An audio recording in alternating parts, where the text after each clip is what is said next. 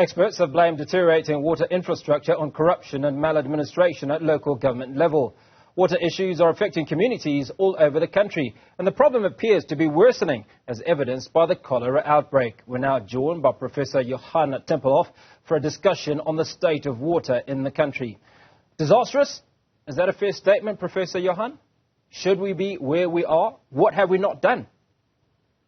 Well, with more than 40% of our wastewater treatment works not working properly, it's no wonder that we are faced with this crisis, and it seems to be worsening as the effects of the load shedding situation is deepening, and it can have very long-term effects on society's health, and not only the physical health, but also the mental health of society. So that's the general overview of the situation at present. But let's talk specifics and where we have dropped the ball. What has not been done that should have been done to prevent what is this catastrophe that you speak of? Well, it basically boils down to the availability of potable water. Way back in 2001, when there was a cholera pandemic in KwaZulu-Natal, the authorities introduced a new system where 40 kiloliters of water per household was made available in the urban areas and the peri-urban areas of South Africa. However, now, more than 2 decades later, we still see numerous communities, especially in the outside the urban areas, are suffering because they are exposed to faulty wastewater treatment systems as well as faulty potable water supply systems. And that is the crux of the issue we are faced with at present. And the authorities are very slow to upgrade these pieces of infrastructure that are crucial to South Africa's citizens. Professor Johann, the issue around water supply, or the lack thereof, over the last maybe 18 months has been topical.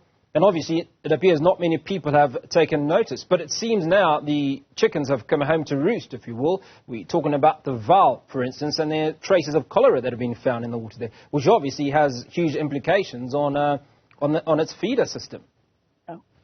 Correct. An estimated 12 million people's fecal waste in the southern parts of Gauteng drift down into the Vaal River Barrage management area.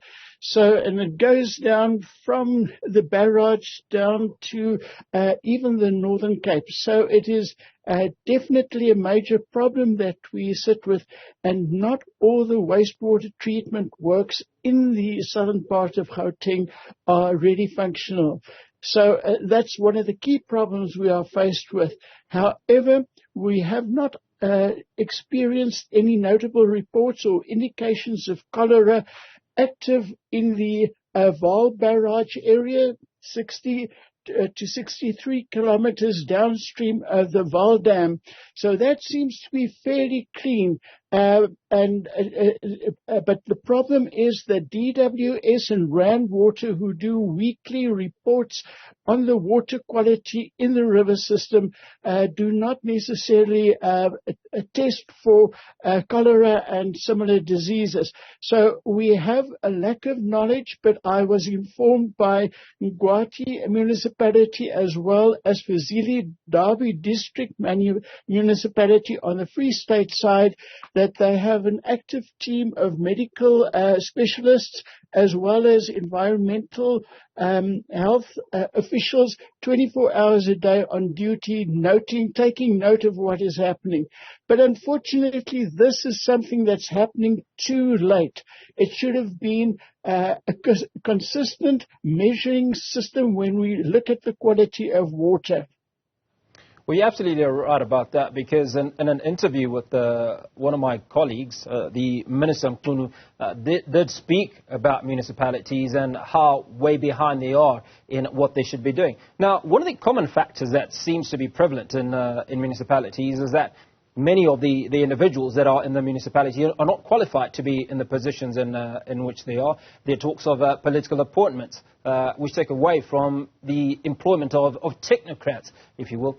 Is this a problem? Is this part of the causal factors? It's a major problem, and we've been sitting with that issue since the beginning of the new millennium.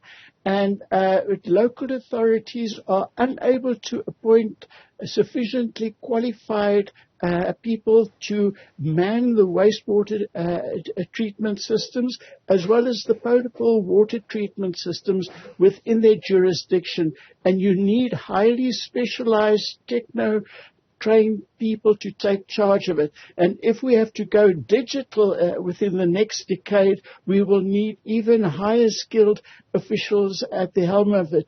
But also there needs to be a very dedicated approach amongst water workers to respect the communities they serve. And my impression is that we do not always have that dedicated commitment on the side of local authorities, where officials are more than often marginalized and the management do not listen to them at all times.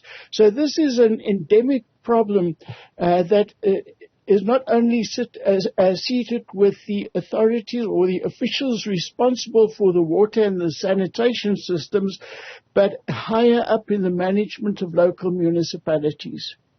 Professor Johann, finally, before we let you go, the spread of cholera is evident. Should we be worried?